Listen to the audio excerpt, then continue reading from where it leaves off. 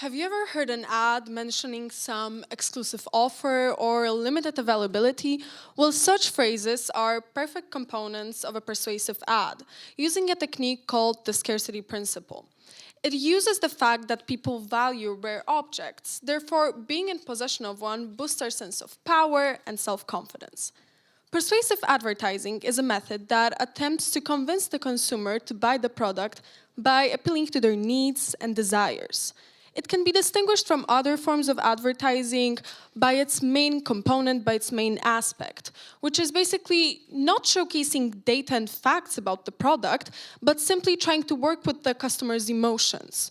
So the advertiser assumes that the customer already knows the basic nature of the product and just needs to be convinced of the desirability and the benefits that set it apart from the competition. When we see a persuasive ad, we make our decision based on the elaboration likelihood model, which is a theoretical framework that was created to basically explain how people process persuasive messages in general. This ELM framework proposes that there are two routes of information processing, the central route and the peripheral route.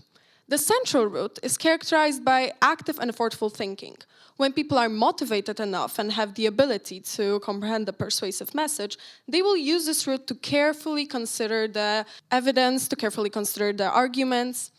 So basically, then they will focus very carefully. They will basically compare everything to their current beliefs and then decide whether it is worth it to change their current attitude. The second route, the peripheral route, is characterized by less cognitive effort, but more, how could I say it, peripheral things.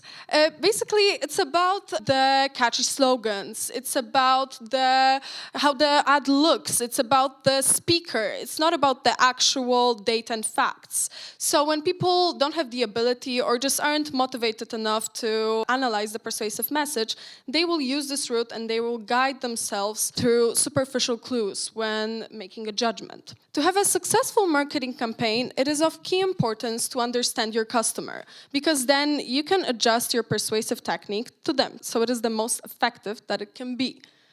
So consumer psychology relies on many studies, such as psychological and behavioral economics, but its main component is social cognition. Cognition is responsible for knowledge and perception, but it also includes memorization, using of language, and problem solving. So analyzing the basic background of the individuals helps marketers come up with new techniques that they can later implement as a way to elicit a better response and as a way to catch the customer's attention. So, in his work, Aristotle showed us the three key drivers of persuasion that were designed to show you how you can make your audience accept your arguments. And he named them the three appeals. The first one is ethos, which is appealing to the audience through credibility, honesty. So, let me give you an example. You see an ad and just the firm is trying to look more credible, look more reliable. A great example would be Nike shoes. They are advertising their new line of shoes, and they will say how experts and athletes work on designing them, and they will say how their experience in the field had a great impact on it. See, they are using their reputation, they are using their experience, and they are using basically just the people that they work with as a way of making them seem more reliable, as a way of making them seem more honest. The second one is pathos. Pathos is basically just appealing to the emotions of the customer. So a great example would be those chips ads, like, okay, a bag of chips can bring the whole family together. And last but not least, we have logos.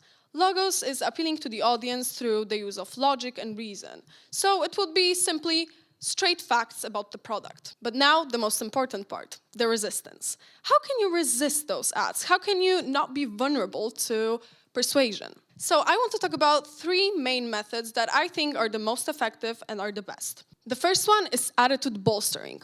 Attitude bolstering is defending your current beliefs, your already existing attitudes, and just reminding yourself that you are confident in them. Let's say someone is strongly supportive of a political candidate and their policies. When they are being exposed to a message that criticizes them, their initial response may be to develop thoughts that will defend their beliefs. So it would be, okay, this argument is biased and does not take into account all the good things the politician has done. So then they are defending their opinion, their point of view. And that's how they are basically shielding themselves from the persuasion. The second one is social validation. It is the best one in my opinion, because it basically works like you want to try a new restaurant in town, right? You may go and ask your friends, what do they think about it? You may go ask your family, what do they think about it?